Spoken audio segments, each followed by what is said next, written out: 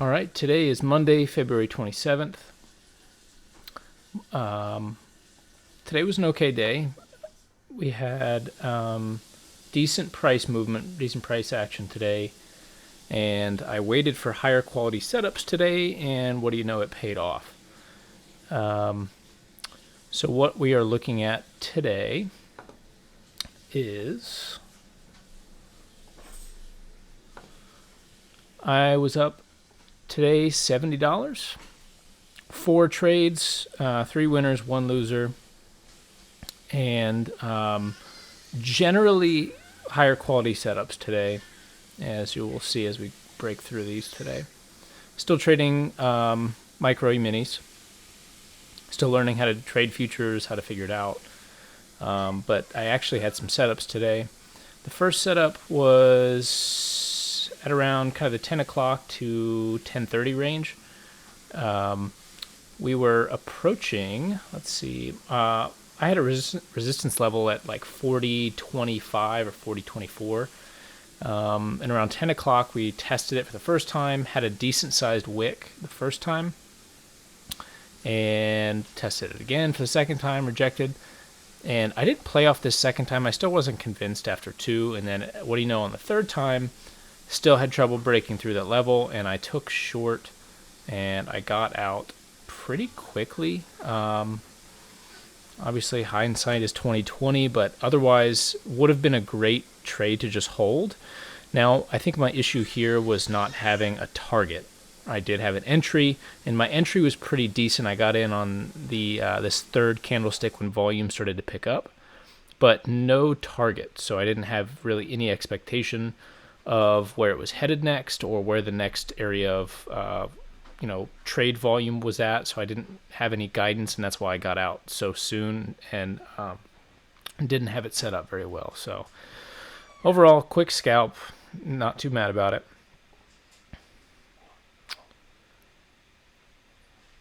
And second trade, this was the bulk of the day today. So here's the triple top rejection. Here's the big move. We had a little bit of consolidation shortly afterwards. What was that? About 30 minutes worth of consolidation, 25 minutes worth of consolidation. Looked to me kind of like a bear flag, and I was playing it like a bear flag, kind of a continuation pattern. Saw the consolidation kind of slowly inching up. Didn't have a lot going on in that department. And then I got short right after this large candlestick finished. It engulfed the one prior, so that was a big one. This engulfing candlestick and a volume increase, those were pretty good indicators to get short.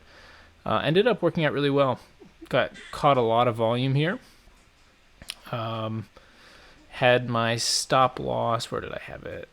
Well, after this big candlestick, stop loss didn't really matter because it just kept going. I think I had my stop loss at 40.05. Yeah, that sounds about right. And then just held it. Held it pretty much all the way down here. Things started to look a lot different down here. This was the first time we had a large candlestick immediately afterwards. When we hit this level at around 39.87, this was also a demand zone for that I had on my chart. So I knew this was probably going to be an area where we were at least going to hit some resistance, not necessarily stop for the day. It wasn't the low for today, but at this moment I was thinking it was. So I got out a little late because I was, trying to be a little bit more patient, give it some time, see if it was going to continue, but got out on this third candlestick here. Overall, about a $60 trade, so I felt really good about that. Really good entry. Obviously, in hindsight, that trade could have just continued from my entry from the triple top. So again, had I had a target in general, I at least would have gotten through this first volume, this high increase of volume. Then I could have shifted my stop loss, would have felt a lot more comfortable kind of sitting through this consolidation period, and then could have gotten another drop. So obviously hindsight is 20/20, but looking back at that first trade really could have allowed me to hold on to the trade a lot longer, and then essentially get the full move off of the triple rejection up top. Otherwise, $60 is $60. So I'm not too upset about that trade. I feel pretty good about it. The next trade here was it was an interesting one.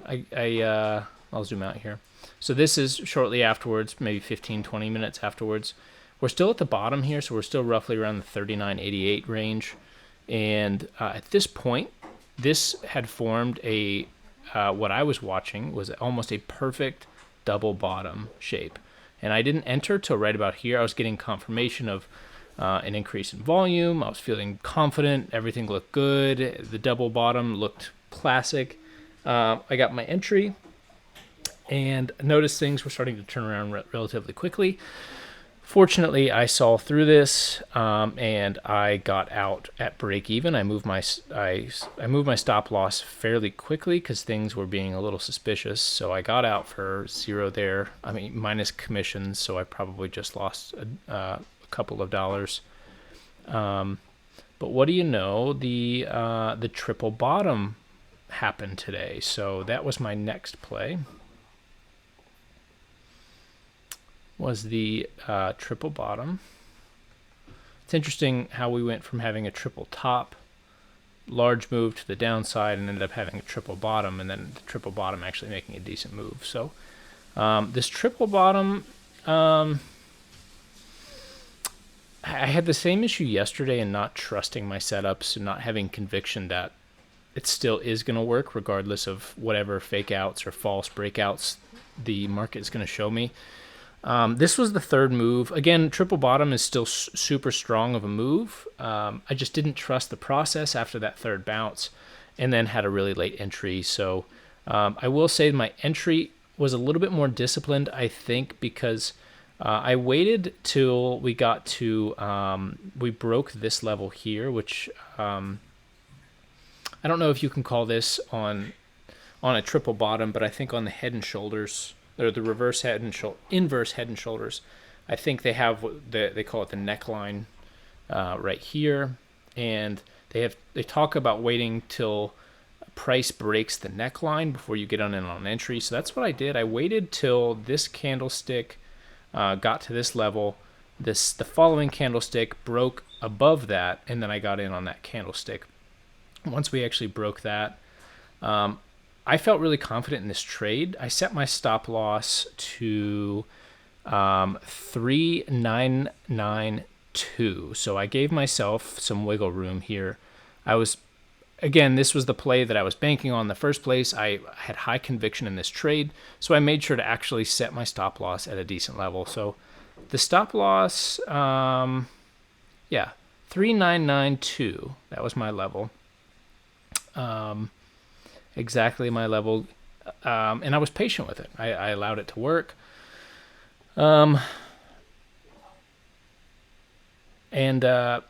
What's really disappointing is what started to happen is as we were moving up here, I did something I think that's just a no-no, which is like moving your stop loss too close. What ended up happening is I kind of scared myself out of the move again just by having and like not trusting the overall process. Ended up getting out of this trade for like a $12.50, $12.50 here. Volume started to pick up on this candlestick here, and that just scared me. I think I ended up getting out like in the middle of this candle dropping. I didn't stop out, but I sold here, and I was pretty upset because I just, in the entry, I had conviction, with the triple bottom, double bottom, and then set up to the triple bottom. I did have entry or a conviction in this trade for my entry. Unfortunately, I didn't stick with my original stop loss to allow the trade to work, because if we look here, my original stop loss, like I said, was 3,992. So had I given it some space to work, the proper space, my original stop loss, had I just followed through with that original stop loss, if we zoom in here, what would have happened was we tested, the price hit 3,992 and 25 cents, and it bounced. My stop loss was 3,992 on the dot. Had I kept my original stop loss, trusted the trade, trusted the setup, trust the move, I could have gotten an additional, I'm not going to speculate on what I could have gotten. I don't know, an additional 15, 20, 30 bucks on the trade. Because at the end of the day, I would have come back up here. I think I got out here at like 12.50. So what, an extra 20, 30 bucks. So overall, let the trade work. Stick to your original stop loss. I don't think moving your stop loss up after you've made a how many points? 97. Yeah, made a 5-point move. You're not really in a position to move your stop loss up that quickly. So maybe not make that decision again. Otherwise, it's okay. Should have just trusted the process. And then we'll move to my final trade of the day, which was kind of just classic overtrading. So what happened here, again, here was when I got out on the previous trade on this candlestick here. Let this move come down, let it come back up. This rocket shipped back up. Incredible volume through these candles here. And I got long at the end of this move here. We were having trouble at like kind of the 4,000 to 4,005 range. And we were also, if you look back here on the prior days, or earlier today, we had a lot of consolidation in this zone. And I looked on the book map, and there was so many sellers here. So many sellers. I wasn't as focused as I needed to be on this last trade. I think I was just feeling kind of done for the day. I had a lot of other things in my mind. Overall, placing a long trade at the highs isn't super high conviction. Really could have just made the exact opposite trade and just shorted this exact, and it would have been a perfect entry. So just pay attention. I need to be more cognizant of my resistance levels, of my supply zones, my demand zones, resistance levels. I just need to be more aware. They're on my charts. They're written. I'm just, I guess, mentally all over the place and was getting fatigued and not making the right decisions. So overall, it was an okay day. It sucks that I, took a little bit off the top for my day. But overall, I'm not upset.